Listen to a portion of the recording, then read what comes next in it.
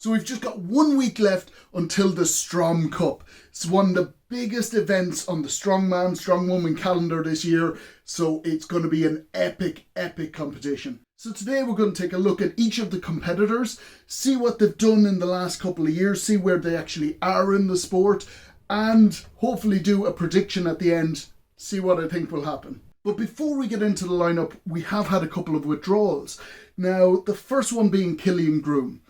Now, Cillian would have been one of the favourites for this competition. However, about 3-4 weeks ago, he got a late call up to the Giants Live Britain's Strongest Man show, one of the biggest shows going. So he, of course, had to do that. It will have completely messed up his training. So when you're training for a competition like this, minimum, you're doing around 8 weeks and you've got a very set programme, very set events that you're going to be doing. He got called to the Britain's Strongest Man. All that went out the window.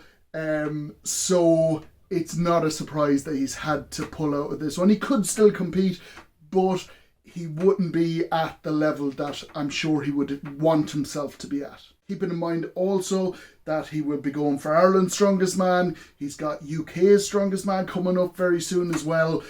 Just too much, so that's why I think he's decided to pull out of this competition. The next withdrawal is Gavin McNamee. Now Gavin, a lot of people are excited to see him at this competition because his progression over the last couple of years has been just incredible. His numbers just keep flying up. Now, since the OSGs in Florida, I think it was November if I'm not mistaken, he injured his lat. So he's been doing a lot of rehab with it, but it has hindered his training. I'm just not ready for this.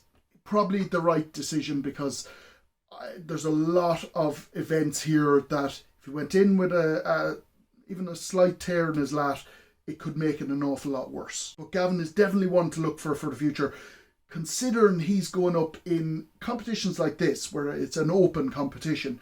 You've got guys that are 140, 150 kg in some cases.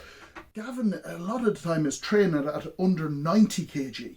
So going up against guys that are 40, 50 kg heavier than him, in, like I say, in some cases. So that's impressive. That is impressive. To see the numbers that he's getting when he's up against guys like that is definitely a good sign for the future for him. So enough about the guys that aren't going to be there. Let's talk about the guys that are going to be there. So first up, we've got Sean Diver from up in Donegal.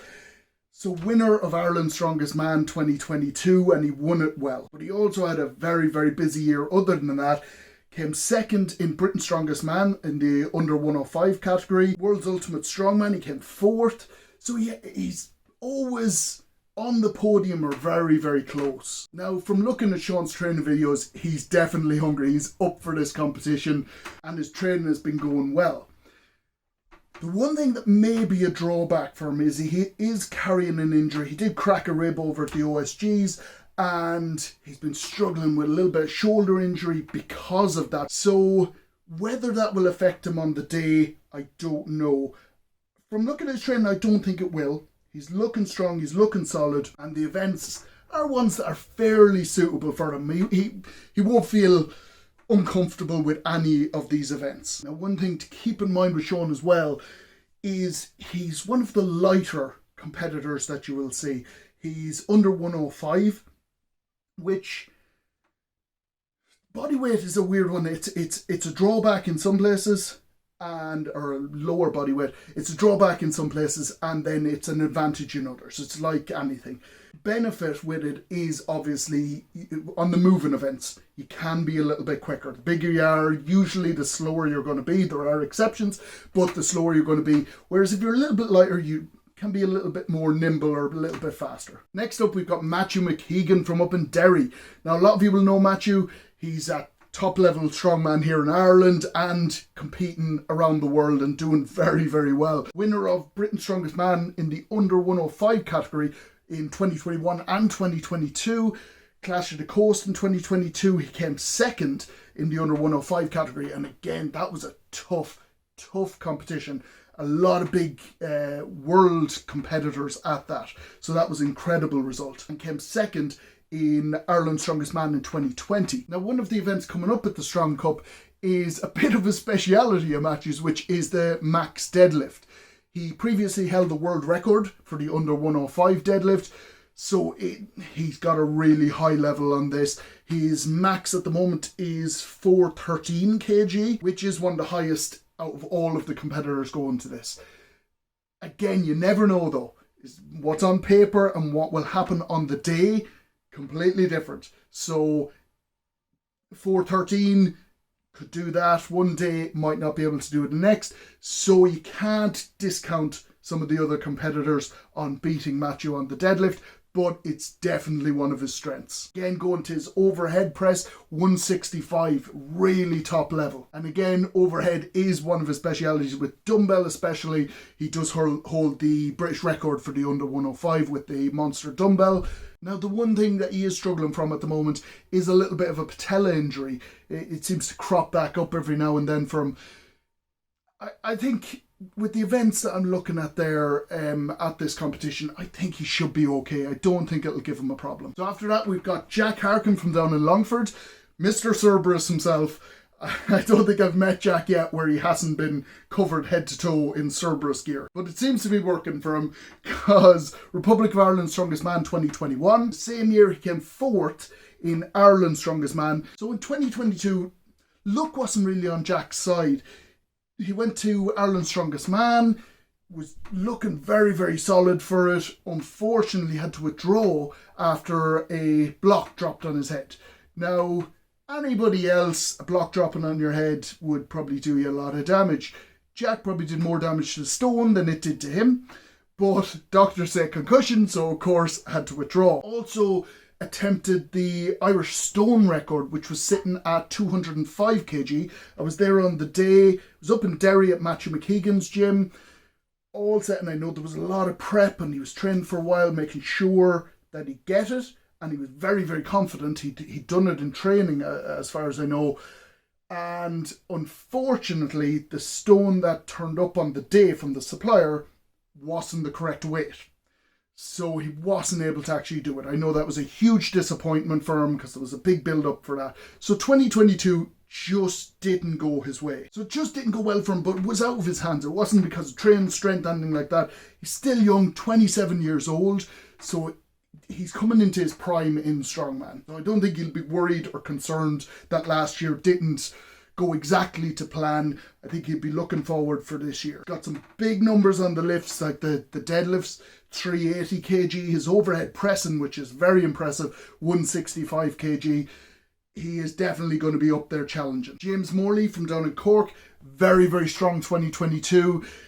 Came first in the under 105s and world record day up in Matthew McKeegan's gym there late last year. Static Monsters again came first. He's really on course for that 400 kg deadlift. He's working hard towards that. His training's going great. Was in the qualifiers for Ireland's Strongest Man last year, but unfortunately had to withdraw due to a bicep tear on the tire flip. The tire flip caused so many injuries last year, but he is looking very, very strong and again looking very, very hungry for this competition. So I think James will be feeling pretty confident coming into this that he can break onto that podium places. So Ray Foley's a similar sort of case to James there, where we haven't seen him in a huge amount of competitions. He's actually only done 2 in Strongman. He's done powerlifting for a long, long time, so there's a huge crossover. And he actually came in last year and pretty much walked in pretty much his first competition into the qualifiers for Ireland's Strongest Man. So that'll tell you where he's at. And one of the only reasons he didn't get out with the qualifying group for Ireland's Strongest Man is that he snapped his finger in two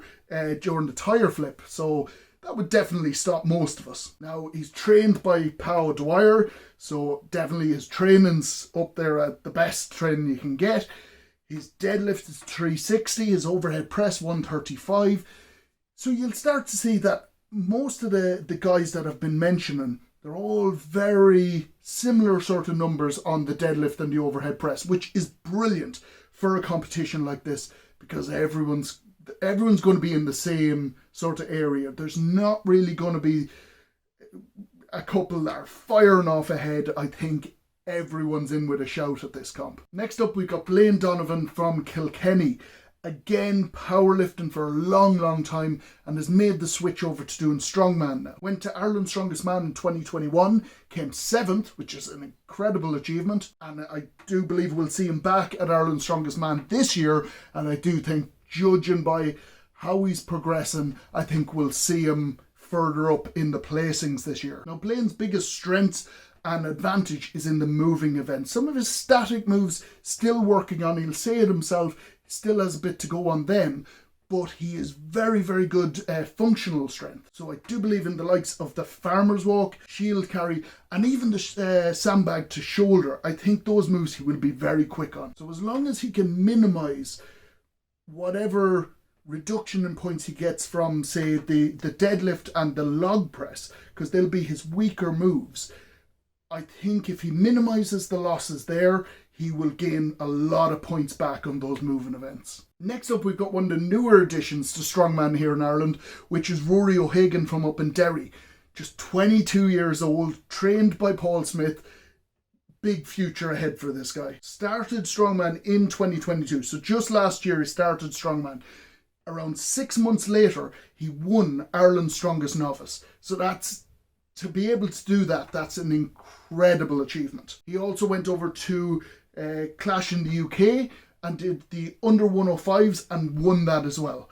And I can't stress, for a 22-year-old to come into the sport and less than a year after starting be able to get to that level is shocking, to be honest. At this competition, my gut feeling is that Rory will use it as a springboard for the rest of the year. He's going to gain a lot of experience. He's up against some top athletes in there. He won't be intimidated in any way. I don't think he's at the level where he's competing against guys like this, and he's earned the right to be there. But he is just starting off. Some of his events just aren't at the level of some of these guys that have been at Strongman for a lot longer of a time. So there's no disrespect in what I'm saying here, but I think he'll be happy if he's within touching distance of the podium.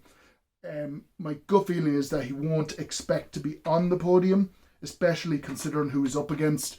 It will be interesting to see. I hope I'm not doing him a disservice, and I hope I'm proved wrong, because he's an incredible athlete. For me, he's one for the future. I think in a couple of years' time, with more training put in and just a bit more experience, I think he will be challenging at the top level, so Ireland's Strongest Man, etc. Next, we've got Dylan Doyle from down in Wexford, trained by Big Laws himself, so you can't get better than that. He's just 28 years old, so really coming into his peak. Late last year, we saw him break the Irish log press record. For the under 105s, he hit the 162.5 kg. There's a log ladder in this competition coming up, so he's got to be one of the favourites on the log ladder. He's one of the strongest overhead pressers we've got here in Ireland, so he's always going to be in the mix. 2022 went to Ireland's Strongest Man. He's consistently hitting the podium in pretty much all the competitions that he goes to. If you want to watch, be interesting. This will be a good competition to gauge where he's at for this year. I think he'll be disappointed if he doesn't win that log ladder. I think he's definitely one of the strongest there. Some of the other events I know he's feeling very confident about. So it'll be just down to the day if he's feeling on form. Lastly, we've got Aaron McLaughlin from up in Derry. Now, Aaron's taken the step up into an open competition. He's done an intermediate competition late last year where he won fairly comfortably, and I think it is probably the right time for him to take a step up. When you're switching up into a new category, mostly it's about learning, to be honest. I definitely think he'll do fairly well. Again, moving events. I think his moving events will be strong. I don't think he will be focused too much on what position he comes in the placings. Obviously, he'll be pushing and he'll be trying his hardest, but I think he'll look at this as a learning curve as well. He's only 25 years old. He's at the perfect time to learn as much as possible and push on. So I think, again, I hope I'm not doing him a disservice. I think if Aaron comes sort of in the mid-table in the finishing, I think he will look at that like a great result, because there's guys there that have been training and competing at open level for a huge amount of time compared to Aaron. So if he can manage to beat 3 or 4 of them, I think he will be delighted with that. Like I said, the moving events are going to be strong for Aaron. He's one of the lighter competitors on the day, so I can see him pushing up the placings on some of the events. So that's all the strongman competitors on the day. So we're going to do a little bit of a prediction, just for a bit of fun.